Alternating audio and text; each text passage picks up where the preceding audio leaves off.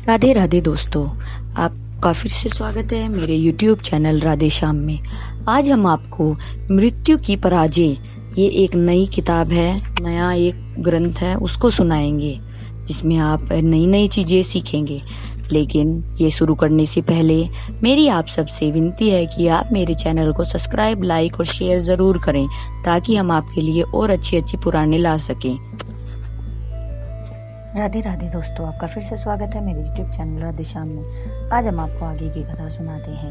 यद्यपि निवेशवादी मुक्त प्राय हैं, फिर भी कृष्ण के चरण कमलों की अपेक्षा करने से उनकी बुद्धि अभी तक शुद्ध नहीं हो पाई। इस तरह ब्रह्म पद पर तक ऊपर उठने के लिए कठोर तपस्या करते हुए भी उन्हें इस जगत में पुनः नीचे आना पड़ता है। निर्वेशवादी भौतिक जगत के कार्य तथा आध्यात्मिक जगत के कार्यों के बीच अंतर नहीं पाते, न ही वे भौतिक स्वरूप तथा ईश्वर के स्वरूप में अंतर कर पाते हैं। उन्हें पूर्ण विश्वास है कि निवेश ब्रह्म ज्योति ही पर ब्रह्म है। मायावादी भूल से यह कल्पना करते हैं कि जब ईश्वर प्रकट होता है तो वह उसी तरह भौतिक शरीर स्वीकार करता है जिस तरह हमने इस जगत में यह भौतिक स्वरूप प्राप्त किया है। इस तरह का सोचना निवेशवाद या मायावाद दर्शन है। ईश्वर की स्वरूप होता है किंतु हम लोगों जैसा भौतिक स्वरूप नहीं। उसका स्वरूप तो सच्चिदानंद विग्रह है, सत आनंद और ज्ञान से युक्त आध्यात्मिक रूप। जो व्यक्ति कृष्ण के स्वरूप के दिव्य स्वभाव को समझ लेता है वह सिद्धि पा लेता है। इसकी पुष्टि भगवत गीता में कृष्ण द्वारा की गई है। जब मैं आता हूँ तो मैं भौतिक जीवन शरीर स्वीकार नहीं करता हूँ। मेरे जन्म और कर्म पुण्य आत्मा आध्यात्मिक है। जो इसे ठीक से समझ लेता है वह मुक्त हो जाता है। तब कृष्ण माता यशोदा के आगे अपना पूर्ण बालक रूप प्रदर्शित करते तो माखन न दिया जाने पर वे सारी वस्तुएं तोड़ डालते। ऐसा लगता कि उन्हें माखन की आवश्यकता है। अतः ईश्वर ठीक सामान्य मनुष्य के रूप में अपने ही प्रस्तुत कर सकता है किंतु फिर भी वह भगवान बना रहता है। निर्वेशवादी ईश्वर को नहीं जान सकते क्योंकि वे उसे सामान्य मनुष्य के रूप में देखते हैं। यह मूढ़ता है। जैसे कि भगवत गीता में कृष्ण घोषित करते हैं कि वह अजन्मानित मां मूढ़ा, केवल मूढ़ जन ही मुझे सामान्य मनुष्य के रूप में स्वीकार करते हैं। मायावादी कहते हैं, आहो यह तो बालक है, वह ईश्वर कैसे हो सकता है। यहाँ तक कि ब्रह्मा तथा इंद्र भी मोहग्रस्त हो गए।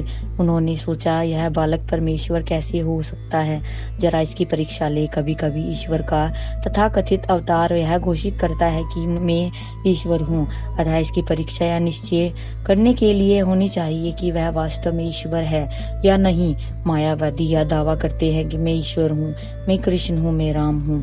हर व्यक्ति राम या कृष्ण बनता है, फिर भी लोग उसके दावों का प्रतिवाद नहीं करते। यदि तुम राम हो तो अपनी परम शक्ति प्रदर्शित करो। राम ने तो हिंद महासागर के ऊपर सेतु बनाया। तुमने क्या बनाया? कृष्ण तो 7 वर्ष की अवस्था में गोवर्धन पर्वत उठा लिया था।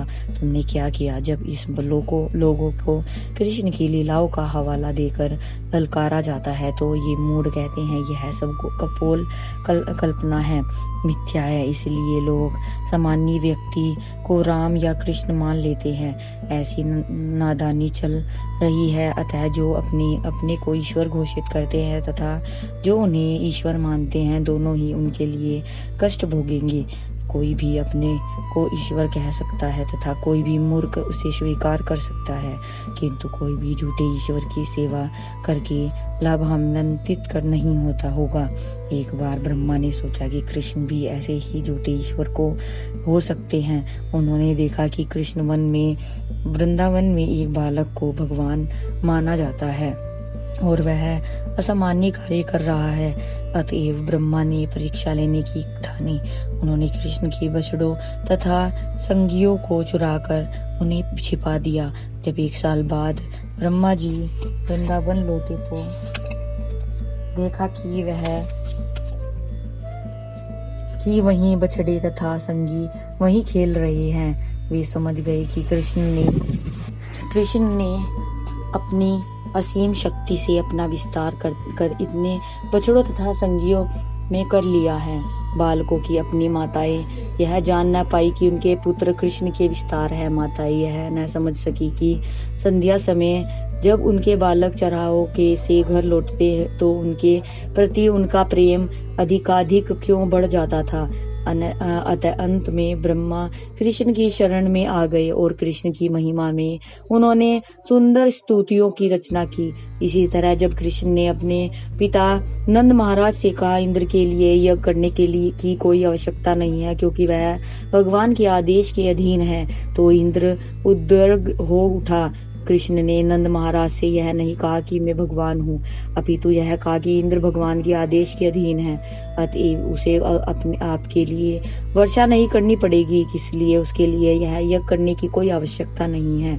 जब इंद्र के लिए यज्ञ बंद करा दिया गया तो वह क्रुद्ध हो उठा और उसने वृंदावन के वासियों को दंड देने के उद्देश्य से 7 दिन तक मूसलाधार वर्षा कराई। वर्षा इतनी विकट हुई कि वृंदावन जल में डूब सा गया, किंतु 7 वर्षीय बालक कृष्ण ने तुरंत ही गोवर्धन पर्वत उठा लिया और सारे वृंदावन वासियों को बुलाया कि वे अपने पशुओं समेत पर्वत के नीचे शरण ले। कृष्ण इस पर्वत को 7 दिनों तक बिना खाए पिए या विश्राम किए वृंदावन वासियों के मात्र रक्षा करने के लिए उठा रहे। इस तरह इंद्र की समझ में आ गया कि कृष्ण भगवान है। इस प्रकार श्रीमद् भागवत आगाह करती है कि कभी कभी ब्रह्मा और तथा इंद्र जैसे महापुरुष तथा माया द्वारा मोहग्रस्त हो जाते हैं, तो फिर हम लोगों के बारे में क्या कहा जाए। अतः ईश्वर कभी ईश्वर रूप में और कभी मनुष्य रूप में अपना प्रदर्शन करता है, किंतु ये मूढ़ मायावादी उनकी लीलाओं को मिथ्या या पौराणिक कथा कहकर टाल देते हैं। या तो वे शास्त्रों में विश्वास नहीं करते या अर्धकुटिक न्याय का प्रयोग करके अपने ढंग से उनकी व्याख्या करते हैं। एक बार एक व्यक्ति ने अपने एक मुर्गी पाली थी जो प्रतिदिन एक सोने का अंडा देती थी। उस मूर्ख व्यक्ति ने सोचा कि यह तो बहुत लाभदायक, किंतु इस मुर्गी को खिलाना पिलाना महंगा पड़ता है। क्या हो ये अच्छा हो कि मैं इसका सिर काट लूं, जिससे इसको खिलाना पिलाने के खर्च से बच सकूं। तब मैं बिना खर्च के ही अंडा पाता रहूंगा। निर्विशेषवादी जन शास्त्रों को इसी तरह समझते हैं। वे सोचते हैं कि यह ठीक नहीं है, यह असुविधाजनक है। हम इस अंश को काट देते हैं। जब कृष्ण कहते हैं कि लोगों को चाहिए कि मेरा दर्शन सर्वत्र करे, तो मैं ये मूढ़ मायावादी इसे अत्यंत आस्वादनीय मानते हैं, किंतु जब वे कहते हैं कि सब छोड़कर मेरी शरण में आओ, तो वे सहमत नहीं होते। आज की कथा में समाप्त करते, आगे की कथा कल सुनाएंगे। राधे राधे। अगर आपको मेरी वीडियो अच्छी लगी तो बेल आइकन दबाना ना भूलें, ताकि आपको मेरे आने वाली वीडियोस का नोटिफिकेशन मिलता रहे। धन्यवाद। ओम नमः शिवाय।